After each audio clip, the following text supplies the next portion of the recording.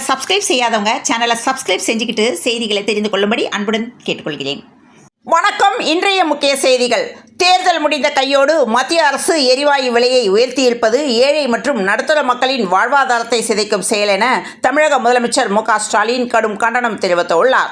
சர்வதேச சூழலை காரணம் காட்டி மக்களை துயரத்தில் ஆழ்த்தாமல் இந்த விலை உயர்வை உடனடியாக ரத்து செய்ய வேண்டும் என மு.க.ஸ்டாலின் மத்திய பாஜக அரசை வலியுறுத்தியுள்ளார். தமிழக சட்டமன்ற தேர்தல் முடிவுகள் மே 4ஆம் தேதி வெளியாக உள்ள நிலையில் முன்னாள் IPS அதிகாரி ரவி வெளியிட்டுள்ள கருத்து கணிப்பு அரசியல் வட்டாரத்தில் புயலை கிளப்பியுள்ளது. சுமார் 2,34,000 மக்களிடம் நேரடியாக நடத்தப்பட்ட இந்த ஆய்வில் நடிகர் விஜயின் தமிழக வெற்றிக் கழகத்திற்கு 41% வாக்குகள் வரை கிடைக்க வாய்ப்புள்ளதாக முன்னாள் IPS அதிகாரி ரவி தெரிவித்துள்ளார். தமிழகத்தில் நடந்து முடிந்த சட்டமன்ற தேர்தலில் நடிகர் விஜயின் தமிழக வெற்றிக் கழகத்திற்கு மிகப்பெரிய அளவிலான மக்கள் ஆதரவு இருப்பதாக முன்னாள் IPS அதிகாரி ரவி தெரிவித்துள்ளார். இது தொடர்பாக அவர் நடத்திய தனிப்பட்ட கருத்து கணிப்பில் தமிழக வெற்றிக் கழகத்திற்கு சுமார் 41% வாக்குகள் வரை கிடைப்பதற்கு வாய்ப்பு இருப்பதாக தெரிவித்துள்ளார். இந்த தகவல் அரசியல் வட்டாரத்திலும் சமூக வலைதளங்களிலும் தற்போது பெரும் விவாத பொருளாக மாறியுள்ளது. மத்திய பிரதேசத்தின் ஜபல்பூரில் உள்ள பார்க்கி அணையில் படகு கவிழ்ந்த விபத்தில் திருச்சியை சேர்ந்த மத்திய அரசு ஊழியர் மற்றும் அவரது குடும்பத்தினர் 5 பேர் உட்பட 9 பேர் உயிரிழந்தனர். மத்திய பிரதேசத்தின் ஜபல்பூர் பார்க்கி அணை அமைந்துள்ளது. நர்மதை ஆற்றின் குறுக்கே கட்டப்பட்டுள்ள இந்த அணையில் சுற்றுலா பயணிகளுக்காக படகு சவாரி இயக்கப்பட்டு வருகிறது. 2 ஊழியர்கள் மற்றும் 29 பயணியருடன் படகு ஒன்று நர்மதை ஆற்றில் சென்றது. ஆற்றின் மையப்பகுதிக்கு படகு சென்றபோது திடீரென சூறாவளி காற்று வீசியது. இதனால் அதிர்ச்சியடைந்த பயணியர் அச்சத்தில் அலறியுள்ளனர். படகை கரையை நோக்கி திருப்புமாறு ஊழியர்களிடம் கூறியுள்ளனர். அதிக சத்தத்துடன் படகு பயணித்ததால் பயணியரின் கூச்சல் ஊழியர்களுக்கு கேட்கவில்லை. அதே சமயம் காற்றின் வேகம் காரணமாக வேறு திசையில் பயணித்த படகு திடீரென கவிழ்ந்தது.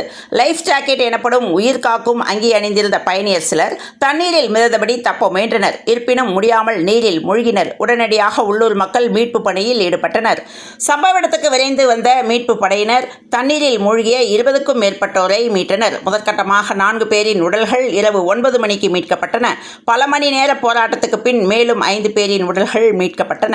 இதனால் படகு விபத்தில் பலியானோர் எண்ணிக்கை 9ஆக உயர்ந்துள்ளது. மீட்பு பணியின் போது ஒரே லைஃப் ஜாக்கெட்டில் இணைக்கப்பட்டிருந்த தாய் மற்றும் அவரது 4 வயது மகனின் உடல்கள் மீட்கப்பட்டது காண்போரை கலங்க செய்தது. விபத்தில் இருந்து தப்பியவர் கூறுகையில் பாதுகாப்பு ஏற்பாடுகள் முறையாக செய்யப்படவில்லை எனவும் குறைந்த அளவே லைஃப் ஜாக்கெட் இருந்ததால் படகில் இருந்த பலர் அதை அணியவில்லை. திடீரென காற்று பலமாக வீசியதில் படகு தத்தளித்ததாகவும் உள்ளே தண்ணீர் புகுந்ததால் நிலை தடுமாறி படகு கவிழ்ந்தது என்று தெரிவித்துள்ளார்.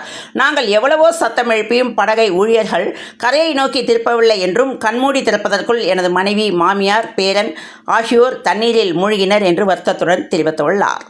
ஒரு வழக்கில் முதன்மை குற்றம் இருப்பதை கண்டறிந்ததை மட்டும் வைத்துக்கொண்டு சட்டவிரோத பணப்பரிமாற்ற தடை சட்டத்தின் கீழ் வழக்கு பதிவு செய்யுமாறு அமலாக்கத்துறைக்கு நீதிமன்றம் உத்தரவிட முடியாது என்று சென்னை உயர்நீதிமன்றம் தெரிவித்துள்ளது. தமிழக அரசியல் களத்தில் புதிய கட்சியாக களம் கண்டிருக்கும் விஜய் தலைமையிலான தாவேகா கட்சிக்கு முதலில் யாரும் வரவேற்பு தரமாட்டார்கள் எனவும் கூட்டம் கூடுவது ஓட்டாக மாறாது என்று சொல்லப்பட்டது. ஆனால் தேர்தலுக்கு பிந்தைய கருத்து கணிப்புகள் தாவேகாவை எளிதில் எடுத்துக்கொள்ள முடியாது என்ற இடத்திற்கு நகர்த்தியுள்ளது. விஜய் பெரும்பான்மை பெறலாம் என்ற கருத்துக்கள் இருந்து வரும் நிலையில் ஒரு பக்கம் தாவேகா தலைவர் விஜய் முருகன் கோவில், சாய்பாபா கோவில் என தேர்தல் முடிவுக்கு மின் கோவிலாக சென்று வேண்டுதலை வைத்து வருகிறார். இந்நிலையில் விஜய் மற்றும் தாவேகா சார்ந்து வெளியாகும் செய்திகள் தலைப்பு செய்திகளாக வருகின்றன. இந்நிலையில் சென்னை வடபழனியில் தனியார் அமைப்பின் விருது விழா நிகழ்ச்சி நடைபெற்றது. இதில் நடிகர்கள் ராதா ரவி, அம்பிகா, ஜெகன், இயக்குனர் விக்ரமன் உள்ளிட்டோர் கலந்து கொண்டனர்.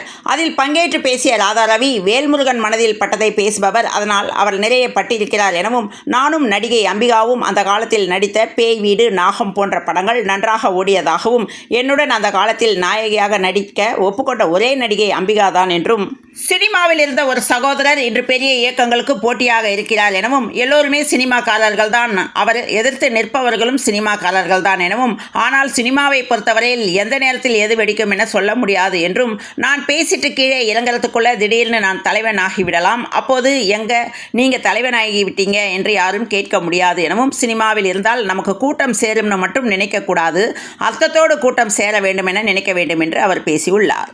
திரு திருச்சி ஸ்ரீரங்கம் தொகுதிக்குட்பட்ட பெட்டவாய்த்தலை பகுதியில் தாவேகா தேர்தல் அலுவலகம் ஒன்று செயல்பட்டு வந்தது. இந்த சூழலில்தான் ஏப்ரல் 30ஆம் தேதி நள்ளிரவு அடையாளம் தெரியாத மர்ம நபர்கள் தேர்தல் அலுவலகத்தில் உள்ள பேனர்களை கத்தியால் கிழித்தும் அலுவலகத்தை தீயிட்டு கொளுத்தியிருந்தனர். ஸ்ரீரங்கம் தாவேகா வேட்பாளர் ரமேஷ் இந்த சம்பவம் தொடர்பாக குற்றம் சாட்டிய நிலையில் அந்த பகுதி தாவேகா ஒன்றிய செயலாளர் தலைமையில் காவல் நிலையத்தில் புகார் அளிக்கப்பட்டது. இதையடுத்து வழக்கு பதிவு செய்த காவல்துறையினர் தீவிர விசாரணையில் ஈடுபட்டு வந்த நிலையில்தான் 2 பேர் அலுவலகத்தை தீயிட்டு எரித்தது தொடர்பான சிசிடிவி காட்சிகள் வெளியாகி பரபரப்பை ஏற்படுத்தியுள்ளது. அந்த சிசிடிவி காட்சிகளில் தமிழக வெற்றிக் கழகம் அலுவலகம் அருகில் பனியன் அணிந்து 2 நபர்கள் இருசக்கர வாகனத்தில் வந்து வாகனத்தை நிறுத்திவிட்டு சிறிது நேரம் கழித்து மீண்டும் வாகனத்தை எடுத்து செல்வது போன்ற காட்சிகள் பதிவாகி இருந்தன. இந்த சூழலில்தான் இருசக்கர வாகனத்தில் வந்தது யார் என்பது தொடர்பாக காவல்துறையினர் தீவிர விசாரணையில் ஈடுபட்டுள்ளனர். தமிழகத்தில் கடந்த ஆண்டை விட நடப்பு ஆண்டில் அரசு பள்ளிகளில் கூடுதலாக 30% மாணவர்கள் சேர்க்கை நடைபெற வேண்டும் என்று தலைமை ஆசிரியர்களுக்கும் மாநில அரசின் சார்பில் உத்தரவிடப்பட்டுள்ளது.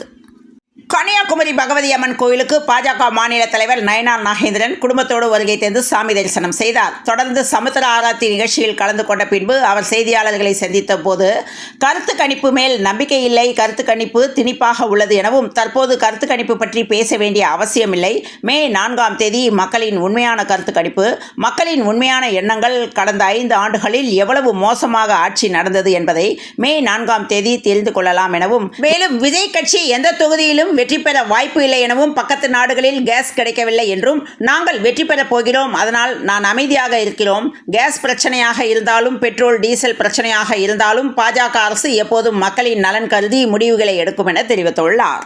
திருமங்கலத்தில் முன்னாள் ராணுவ வீரர் கார்த்திக் என்பவர் ரஜினிகாந்திற்கு கோவில் கட்டியுள்ளார். இந்த கோவிலில் கருங்கற்களால் ஆன 2 சிலைகளை பிரதிஷ்டை செய்து ரஜினி கோவில் என பெயர் சூட்டி வழிபாடு நடத்தி வருகிறார்.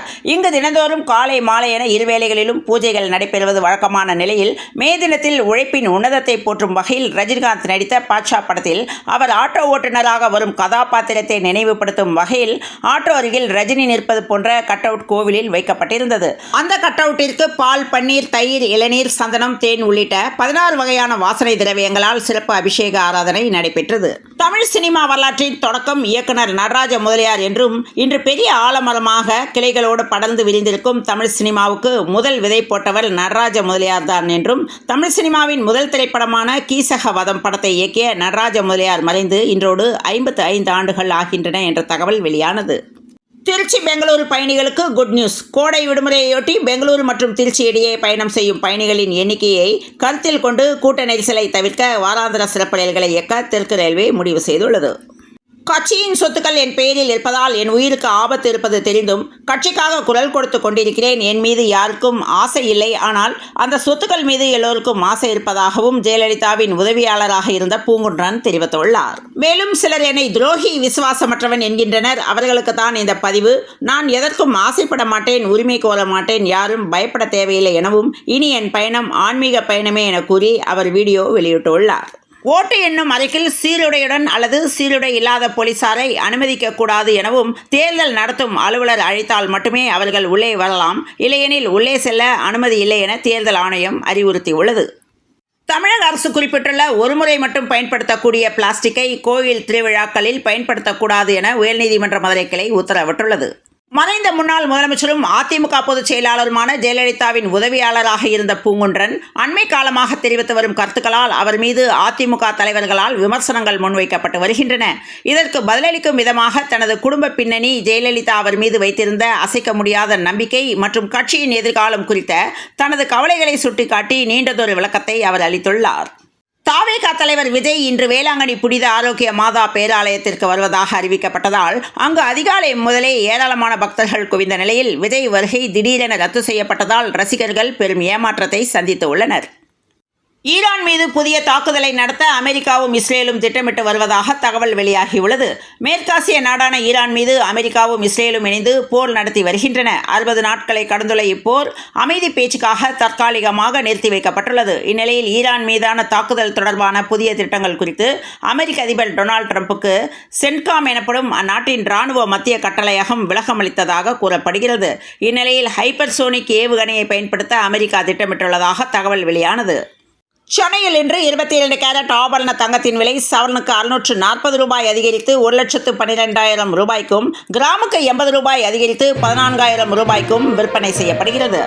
கடலோர மாவட்டங்களில் வெப்ப அலை வீசும் எனவும் 10 மாவட்டங்களில் வெயில் சதமடித்ததாகவும், தமிழகத்தில் சில இடங்களில் அடுத்த 6 நாட்களுக்கு இடி மின்னலுடன் லேசான மழையும், இன்று 8 மாவட்டங்களில் கனமழைக்கும் வாய்ப்புள்ளதாக சென்னை வானிலை ஆய்வு மையம் தகவல் தெரிவித்துள்ளது. இத்துடன் இந்த செய்திகள் நிறைவடைந்த நிலையில் தொடர்ந்து இணைந்திருங்கள் பிரபாஸ் கதமம் செய்திகளுடன். செய்திகள் வீடியோ பிடித்திருந்தால் ஒரு லைக் போட்டுக் கொள்ளும்படி அன்புடன் கேட்டுக்கொள்கிறேன். மீண்டும் அடுத்த செய்தியில் சந்திப்போம். நன்றி, வணக்கம்.